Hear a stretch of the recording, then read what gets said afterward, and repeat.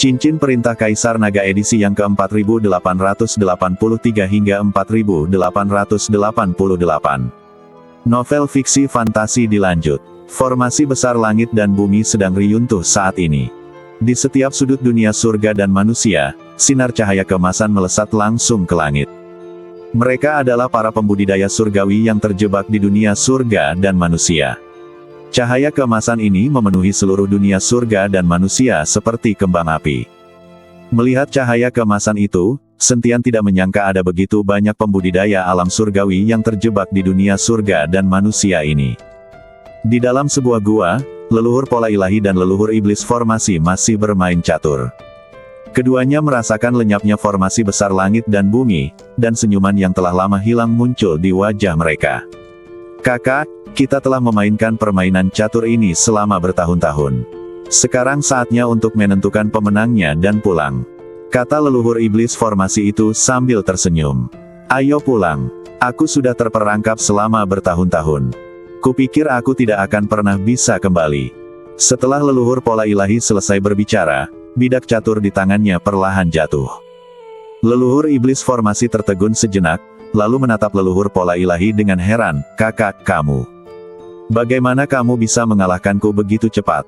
Lalu mengapa permainan ini memakan waktu bertahun-tahun? Jika aku tidak bermain catur denganmu selama bertahun-tahun, dan kamu tidak bertanding denganku selama bertahun-tahun, kamu pasti sudah mati karena depresi sejak lama. Leluhur pola ilahi tersenyum. Setelah mendengar ini, leluhur iblis formasi tidak bisa menahan senyum. Kakak, terima kasih. Setelah dia selesai berbicara, dua cahaya keemasan menyala, dan gua itu kosong, hanya ada papan catur di sana. Mungkin bertahun-tahun kemudian, gua ini akan menjadi gua abadi yang akan dijelajahi oleh para biksu masa depan. Para pembudidaya surgawi yang terjebak di dunia surga dan manusia berpacu dengan waktu untuk kembali ke alam surgawi. Mereka tidak dapat bertahan sedikit lebih lama bahkan jika itu sedetik saja. Pendeta Tao Uji, Nan Batian, Li Chunfeng, Shen Zian. Mereka memandang runtuhnya formasi besar langit dan bumi itu dengan penuh hasrat. Tetapi mereka tahu bahwa mereka tidak bisa pergi sekarang. Jika mereka pergi, mereka pasti akan mati. Adapun kekuatan Nansing, bahkan jika mereka semua bergabung bersama, mereka tidak mampu melawan. Jika masih ada sedikit saja yang tersisa, mereka hanya akan hancur menjadi abu dalam sekejap. Tuan Shen, cepatlah lari. Aku khawatir kita tidak akan bisa bertahan lebih lama lagi. Lin Chong berkata kepada Sentian. Aura mengerikan itu telah menekan mereka dan membuat mereka tidak bisa bergerak. Sekarang formasi besar langit dan bumi telah hancur, jika mereka tidak segera melarikan diri, mereka pasti akan ditindas oleh Wen Nansing pada akhirnya. Jangan khawatir, tidak ada satupun dari kalian yang bisa lolos.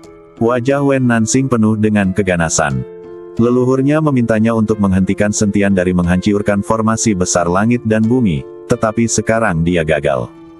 Dia tahu bahwa jika dia tidak membunuh orang-orang ini, dia tidak akan memiliki muka untuk bertemu leluhurnya.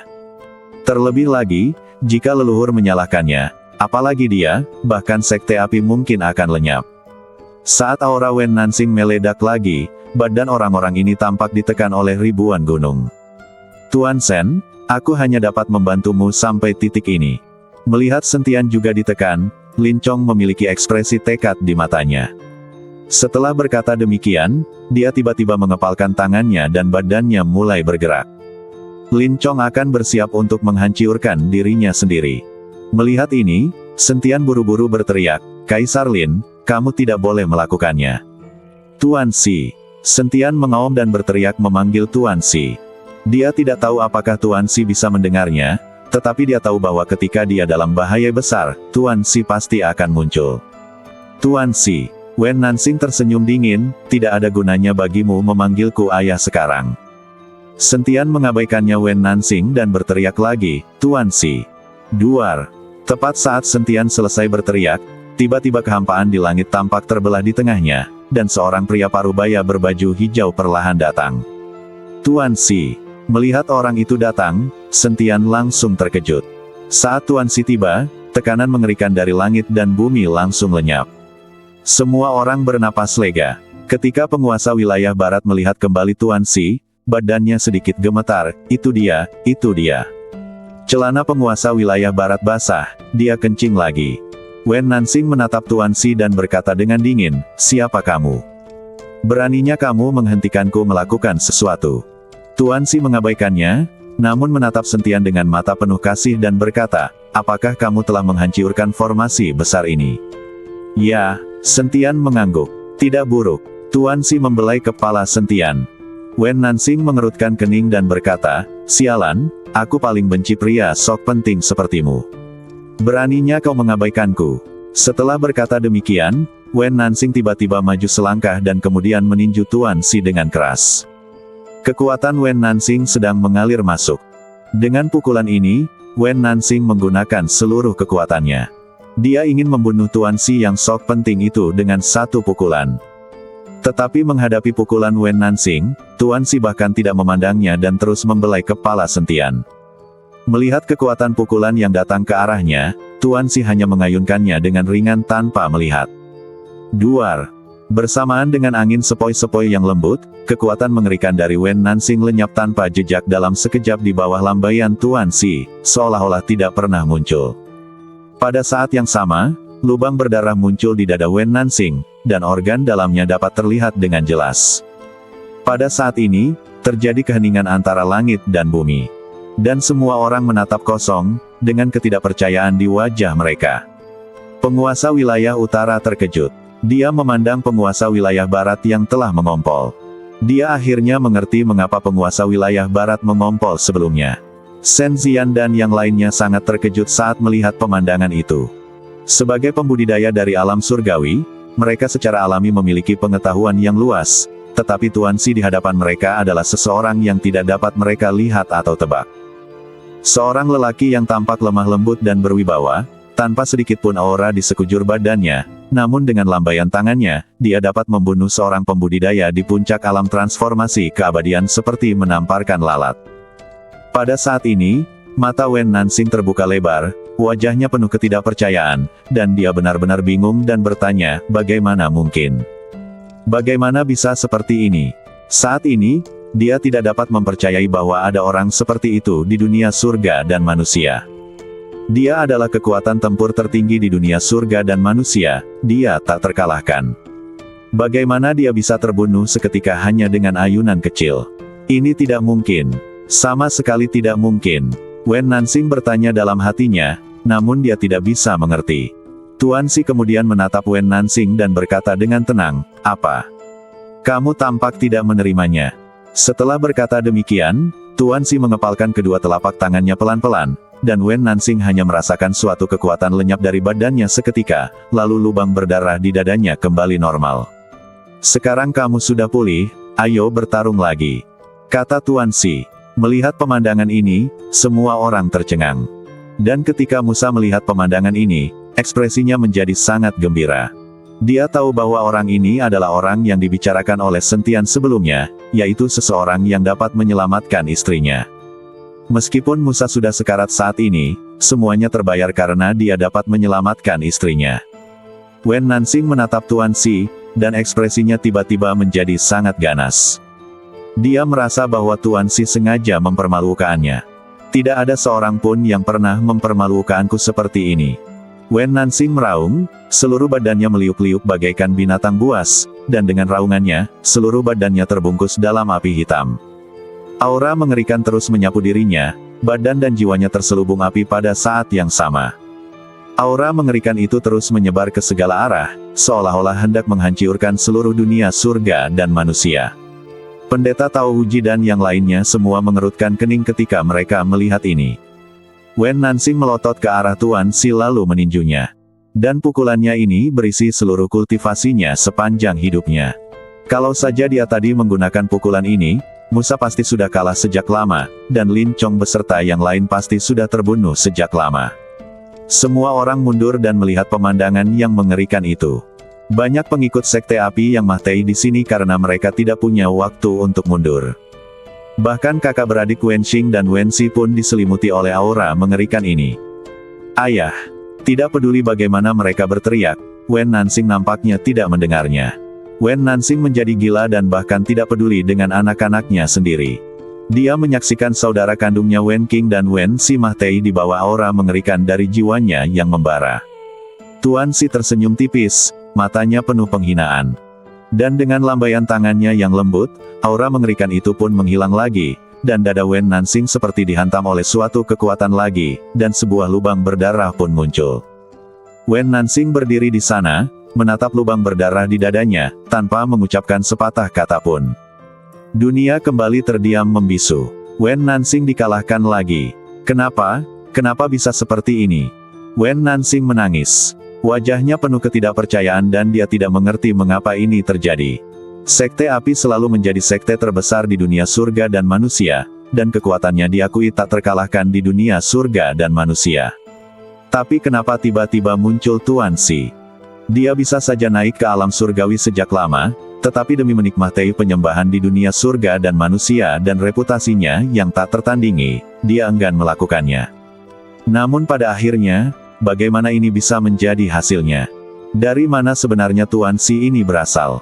Dia bahkan tidak punya kemampuan untuk melawan di hadapannya. Wen Nansing sungguh putus asa. Keputusasaan itu bahkan lebih menyakitkan daripada kematian. Yang lebih putus asa daripada Wen Nansing adalah orang-orang kuat yang tersisa dari sekte api yang masih hidup. Mereka semua menatap kosong. Orang-orang ini semuanya berada di alam transformasi keabadian dan mampu bertarung melawan Lin Chong dan yang lainnya. Dalam benak para master sekte api ini, hanya ada satu pikiran saat ini. Melarikan diri. Lebih dari selusin master sekte api tiba-tiba melarikan diri ke segala arah, mereka ingin melarikan diri secepat yang mereka bisa. Kita tidak boleh membiarkan mereka lolos. Begitu Sentian melihatnya, dia akan mengejar mereka. Lin Chong dan yang lainnya juga ingin mengejarnya. Namun Tuan Si baru saja mengangkat tangannya. Engah. Lebih dari selusin master sekte api dari segala arah meledak dan mati pada saat yang sama. Orang-orang ini tidak berlari ke arah yang sama, bahkan jarak pelarian mereka pun berbeda. Tetapi ketika Tuan Si dengan santai mengangkat tangannya, semuanya meledak dan mati pada saat yang sama. Tas penyimpanan orang-orang ini perlahan terbang kembali dan mendarat di depan Sentian. Untukmu, kata Tuan Si. Sentian ingin sekali tertawa, tetapi menahannya dan menyimpan tas penyimpanannya. Lin Chong dan anak buahnya semuanya mati rasa. Mereka semua adalah pembudidaya yang telah mencapai alam transformasi keabadian. Siapapun di antara mereka dapat mendominasi suatu area di dunia surga dan manusia. Terutama kelima penguasa wilayah itu. Sebagai penguasa wilayah di dunia surga dan manusia, mereka bertanggung jawab atas 5 wilayah utama. Setiap kali mereka muncul, mereka dapat mengendalikan hidup dan mati para pembudidaya di masing-masing wilayah. Di mata para pembudidaya di dunia surga dan manusia, mereka, para penguasa wilayah, adalah dewa dan penguasa. Namun sekarang, di hadapan Tuan Si, mereka bahkan bukan seperti seekor semut. Wen Nansing menatap master sekte api yang terbunuh dalam sekejap, dan dia tidak memiliki ekspresi apapun di wajahnya. Meskipun dia sekarang tidak mati, dia tidak ada bedanya dengan orang yang sudah mati. Tepat ketika Sentian, Lin Chong dan yang lainnya sangat gembira, tiba-tiba seluruh dunia surga dan manusia jatuh ke dalam kegelapan. Seolah-olah akhir dunia telah tiba, dan aura mengerikan perlahan mendekat. Semua orang melihat bahwa di sana, peti mahtai perunggu benar-benar terbang perlahan. Dan di atas peti perunggu itu, ada seseorang yang duduk tegak. Ketika peti perunggu mendekat, Sentian mengenali pria itu dan ternyata adalah Wen Haotian. Lin Chong dan yang lainnya menatap peti mahtai perunggu di depan mereka dan orang di atasnya, mereka semua seperti jatuh ke angkasa yang dalam. Sekalipun pihak lain tidak memberikan tekanan apapun, hanya tatapan biasa ini saja membuat mereka semua merasa seakan-akan hati mereka telah jatuh ke jurang tak berdasar. Ketakutan semacam itu tampaknya sudah bawaan. Hanya dengan melihat orang di peti mahtai perunggu itu, ketakutan di hatinya pun hilang. Kamu datang juga. Tuan Si memandang Wen Haotian dan tersenyum tipis. Apa yang akan datang akan selalu datang. Wen Haotian juga tersenyum sedikit. Mereka berdua seperti teman lama. Leluhur, leluhur, selamatkan aku, kamu akhirnya ada datang. Ketika Wen Nansing melihat Wen Haotian, matanya langsung berbinar dan dia berteriak keras. Leluhurku telah datang, kalian tinggal menunggu kematian. Hahaha. Wen Nansing tertawa terbahak-bahak. Dia ingin membalas penghinaan yang baru saja diterimanya 2 kali lipat. Diam, aku tidak bisa menyelamatkanmu. Wen Haotian berkata dengan ringan. Wen Nansing tercengang, dan bertanya dengan tak percaya, leluhur, mengapa ini terjadi? Karena aku bukan tandingannya. Wen Haotian memandang Tuan Si. Kamu cukup tahu diri. Tuan Si tersenyum pada Wen Haotian. Jika aku diberi lebih banyak waktu, sebelum formasi besar langit dan bumi ini diaktifkan, akan sulit untuk mengatakan siapa yang akan menang. Sayangnya, waktunya belum tepat sekarang. Aku hanya bisa terus menunggu. Setelah Wen Haotian selesai berbicara, sosoknya perlahan menghilang, dan peti mahtai perunggu pun menghilang bersamanya. Tuan Si memperhatikan tetapi tidak mengejarnya, membiarkan Wen Haotian pergi. Tuan Si, mengapa kamu tidak mengejarnya? Sentian tidak mengerti mengapa Tuan Si membiarkan Wen Haotian pergi. Jangan mengejar musuh yang putus asa. Bahkan jika aku mengejarnya, sekarang formasi besar langit dan bumi diaktifkan, dia dapat bepergian dengan bebas, dan itu tidak akan berguna. Tuan Si menggelengkan kepalanya dan berkata, Wen Nansing akhirnya mati setelah menyaksikan Wen Haotian menghilang, dia benar-benar patah hati. Bahkan ketika Sentian mengambil tas penyimpanan darinya, Wen Nansing, tidak ada gerakan sama sekali. Hatinya telah mati, tak ada bedanya dengan menjadi abu. Melihat tas penyimpanan Wen Nansing, Sentian tidak bisa berhenti tersenyum, ini benar-benar untung besar. Tuan Si, bisakah kamu menyembuhkan senior Musa ini? Sentian menunjuk Musa yang terluka parah dan sekarat dan berkata. Tuan Si tidak mengatakan apa-apa, tetapi hanya mengusap telapak tangannya dengan lembut. Musa merasakan badannya dipenuhi kekuatan dan dia langsung bangkit. Melihat badannya telah sembuh total, Musa tiba-tiba menjadi sangat gembira, lalu berlutut di hadapan Tuan Si. Tolong, senior, selamatkan istriku. Musa mengeluarkan badan istrinya. Karena selalu diawetkan, istri Musa tampak seperti masih hidup dan jasadnya tidak membusuk sedikit pun. Tuan Si, istri senior Musa telah mati selama 1000 tahun. Aku ingin tahu, apakah kamu masih bisa menghidupkannya kembali? Sentian juga mengatakan hal yang sama kepada Tuan Si. Tuan Si menatap mayat itu dan mengerutkan kening, dia telah mati selama 1000 tahun. Aku khawatir dia telah bereinkarnasi. Aku hanya bisa membantu dan melihat. Jika jiwanya belum bereinkarnasi, aku bisa memanggil jiwanya kembali dari neraka. Setelah Tuan Si selesai berbicara, dia melambaikan tangannya ke mayat wanita itu. Dalam sekejap, langit dan bumi bergetar, dan sebuah lorong aneh terbuka di depan semua orang. Dari lorong itu terdengar teriakan-teriakan melengking, seakan-akan datangnya dari neraka. Semua orang tercengang ketika melihat pemandangan ini. Lagi pula, mereka belum pernah melihat lorong sepanjang itu, apalagi mendengar suara melengking seperti itu. Dan suara-suara ini benar-benar berasal dari neraka. Tak lama kemudian, sesosok jiwa perlahan muncul di lorong itu. Musa menatap jiwa di depannya dan begitu gembira hingga dia tidak bisa berkata-kata. Ini istrinya, jiwa istrinya. Hanya dalam beberapa tarikan napas, wanita yang telah meninggal ribuan tahun itu perlahan membuka matanya. Istriku, istriku. Musa bergegas mendekat dan memeluk istrinya erat-erat. Sayang, kita di mana? Bagi istri Musa, 1000 tahun itu bagaikan tidur panjang. Musa begitu gembira hingga dia tidak dapat berbicara. Tidak ada reinkarnasi selama 1000 tahun, kalian berdua adalah cinta sejati. Tuan Si menatap pasangan Musa dengan rasa iri di matanya. Sentian menatap mata Tuan Si, dia mendekat dengan rasa ingin tahu dan bertanya, Tuan Si, apakah kamu? Apakah kamu punya istri? Tuan Si melotot kepada Sentian dan berkata, bagaimana seorang pembudidaya bisa terikat oleh emosi? Itulah yang disebut pasangan kultivasi ganda, pasangan yang tetap bersama untuk tujuan meningkatkan kultivasi mereka. Dasar kutu kupret, kamu menghabiskan seluruh energimu untuk wanita. Pantas saja kekuatanmu meningkat begitu lambat. Kamu harus lebih berhati-hati di masa depan.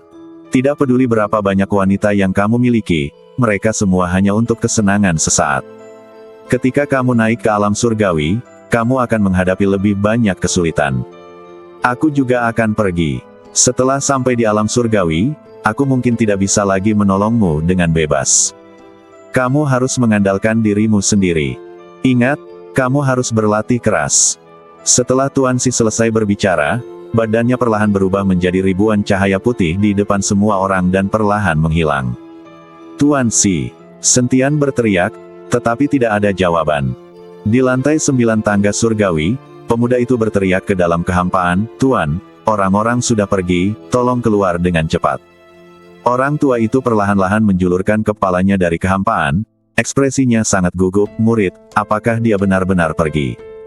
"Benar-benar hilang." Anak laki-laki itu mengangguk.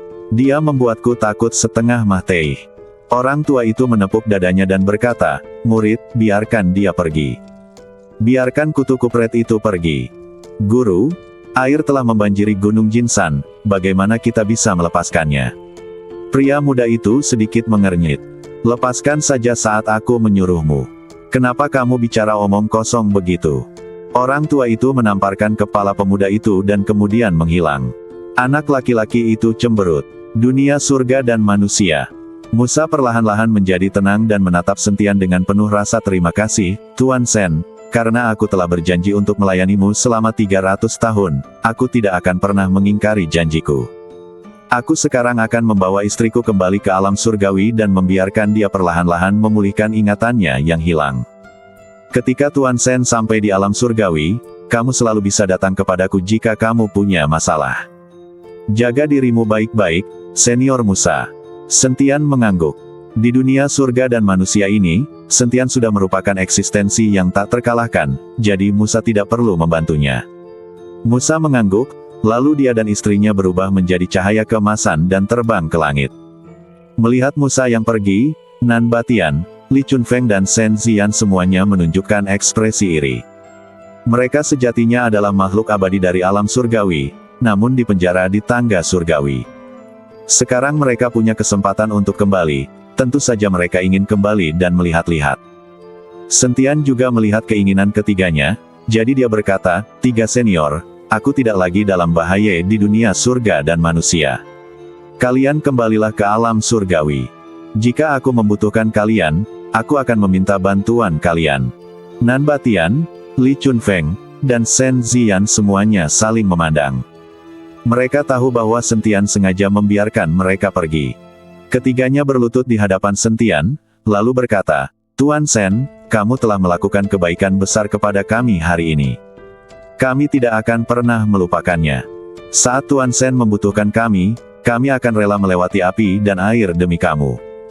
Melihat ini, Sentian sangat tersentuh dan hendak membantu ketiga orang itu berdiri dan mengucapkan terima kasih dengan tulus. Tetapi begitu mereka bertiga selesai berbicara, mereka berubah menjadi cahaya keemasan dan menghilang ke langit dalam sekejap. "Rumput." Sentian tidak bisa bicara. "Kaisar Lin, aku akan segera kembali ke alam surgawi. Aku sangat berterima kasih atas perlindunganmu selama bertahun-tahun. Suatu hari nanti, saat kamu naik ke alam surgawi, aku akan bermain catur denganmu dan mengajakmu berkeliling pegunungan di alam surgawi." Pendeta Tao Huji tidak dapat menahannya lagi saat melihat semua orang pergi. Setelah terjebak selama ribuan tahun, siapa yang tidak ingin pergi? "Tuan, jika ada masa depan, aku pasti akan memintamu bermain catur denganku." Lin Chong tersenyum sedikit. "Tuan." Lin Keting tahu bahwa pendeta Tao Huji akan kembali ke surga. Setelah perpisahan ini, dia tidak tahu berapa lama lagi mereka akan bisa bertemu lagi. Lagi pula, dengan kekuatan Lin Keting, akan butuh waktu lama baginya untuk naik ke alam surgawi. Lin Keting melemparkan dirinya ke pelukan pendeta Tao Huji, air mata mengalir di wajahnya tak terkendali. "Anak bodoh, semua hal baik pasti akan berakhir, tapi aku telah menemukan suami yang baik untukmu, dan aku merasa puas.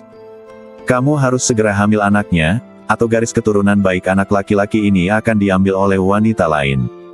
Pendeta Tao Huji tertawa. "Tuan, apa yang kamu bicarakan?" Lin Keting tersipu. Tetapi ketika dia ingin mengatakan sesuatu, dia mendapati pendeta Tao Huji telah berubah menjadi cahaya keemasan dan pergi. Orang-orang abadi yang terperangkap di dunia surga dan manusia kini terus-menerus kembali ke alam surgawi. Setelah ribuan tahun menunggu, semua orang merasa cemas. "Menantuku tersayang, kamu tidak dalam bahaya lagi. Sudah saatnya bagi kami berlima untuk kembali ke rumah masing-masing dan berlatih." Penguasa wilayah utara melangkah maju dan berkata kepada Sentian, Terima kasih banyak atas bantuanmu, Tuan-Tuan. Aku tidak punya cara untuk membalas budimu, tetapi aku ingin meminta bantuan dari kelima penguasa wilayah. Sentian berkata, kita semua adalah keluarga. Jika kamu butuh bantuan, beritahu kami. Kata penguasa wilayah barat dengan tergesa-gesa. Dia sudah 2 kali ditakut-takuti oleh Tuan Xi, dan kini dia akan membantu apapun yang Sentian katakan. Dia tidak ingin berakhir menjadi pemimpin Sekte Api. Sebagian besar Sekte Api telah hancur. Aku harap kelima penguasa wilayah dapat pergi ke Sekte Api dan menyelamatkan pemimpin Sekte Pemurnian Senjata yang terjebak di Sekte Api. Juga, 5 penguasa wilayah dapat mendistribusikan sumber daya Sekte Api sesuai keinginan kalian. Sentian berkata, tidak masalah. Penguasa wilayah barat mengangguk, lalu pergi terlebih dahulu. Sekarang hanya ada beberapa karami kecil yang tersisa di Sekte Api, tetapi pasti ada banyak sumber daya di Sekte Api, jadi siapapun yang sampai di sana lebih dulu akan mendapat keuntungan. Sial, dia tidak punya etika bela diri. Melihat ini, beberapa penguasa wilayah lainnya juga mengejarnya. Tuan Sen, apakah kamu ingin terus menaiki tangga surgawi, atau kembali ke kota matahari dan bulan untuk beristirahat sejenak? Lin Chong bertanya Sentian. Kalian kembali saja dulu, aku akan melewati beberapa lantai di tangga surgawi untuk mendapatkan pengalaman. Sentian berkata, baiklah. Lin Chong mengangguk. Naik ke tangga lantai kelima. Ning Zisam dan Su Yuki sedang duduk di tanah. Di hadapan mereka ada seorang lelaki tua berjubah hitam, rambut dan jenggotnya putih, dan wajahnya penuh kerutan.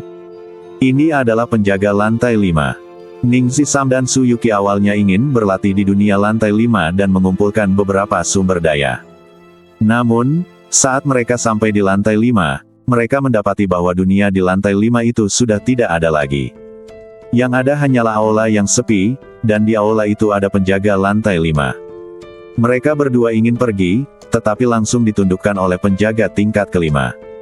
Mereka duduk patuh di tanah dan mengobrol dengan lelaki tua yang agak aneh ini. Aku tidak tahu apakah kutu kupret itu akan datang ke lantai 5. Jika dia tidak datang, bukankah kita berdua akan terjebak di sini selamanya? Ning Zisam merasa sedikit menyesal. Dia seharusnya mengikuti Sentian lebih awal. Jangan khawatir, adik junior. Aku sedang berusaha membebaskan diri. Su Yuki mengikuti Ning Zisam dan berkata, kalian berdua, jangan melawan lagi. Alangkah baiknya kalau kalian bisa tinggal di sini dan ngobrol sebentar denganku. Tidak ada seorang pun yang berhasil mencapai lantai 5 selama bertahun-tahun. Aku hampir mati karena bosan. Kata orang tua itu sambil tersenyum. Tetapi pada saat ini, tiba-tiba cahaya putih menyala di aula, dan sosok Sentian muncul. Saudara Sen, tolong selamatkan kami. Melihatnya Sentian, Ning Zisam buru-buru berteriak. Sebelum Sentian sempat bereaksi, lelaki tua itu tiba-tiba muncul di depannya. Ada seorang anak laki-laki, siapa namamu? Orang tua itu bertanya. Nama saya Sentian. Sentian berkata, apa kamu Sentian? Orang tua itu terkejut, lalu mengeluarkan sebuah tas penyimpanan dengan raut wajah yang menyanjung dan berkata, ternyata Tuan Sen yang datang. Ini adalah sumber daya yang telah aku kumpulkan selama bertahun-tahun. Aku berikan semuanya kepada Tuan Sen. Sentian tertegun, menatap lelaki tua itu dan bertanya, apakah kamu penjaga lantai kelima ini? Ya, ini aku. Orang tua itu mengangguk berulang kali. Aku bisa membantumu membuka segel penjara dan memberimu kebebasan, tapi bisakah kamu membiarkanku lewat? Sentian segera berkata, tidak, atasan kami sudah memberitahu kami bahwa selama kami bisa membuatmu bahagia, kami akan bebas. Tidak perlu merepotkanmu, Tuan Sen. Kamu hanya ingin menyelesaikan level, kan? Sekarang kamu telah melewatinya, dan kamu bisa langsung naik ke lantai 6. Kata lelaki tua itu dengan ekspresi menyanjung di wajahnya. Sentian agak bingung dan tidak bisa bereaksi untuk beberapa saat. Saudara Sen, selamatkan kami, tolong selamatkan kami. Ning Zisam mendengarnya dengan jelas. Mereka berdua. Sentian menunjuk ke arah Ning Zisam dan Su Yuki. Apakah mereka berdua teman Tuan Sen? Orang tua itu bertanya. Ya, Sentian mengangguk. Silahkan naik bersama. Setelah mengatakan itu, sebuah tangga muncul di aula. Tuan Sen, naiklah dan kamu akan mencapai lantai ke-6. Melihat tangga di depannya, Sentian agak linglung. Apa artinya ini? Kapan menjadi begitu mudah untuk menaiki tangga surgawi? Dia bahkan tidak perlu keluar, dia bisa langsung menuju lantai 6 dari dalam. Sentian kemudian membawa Ning Zisam dan Suyuki dan berjalan menuju lantai ke-6. Bersambung.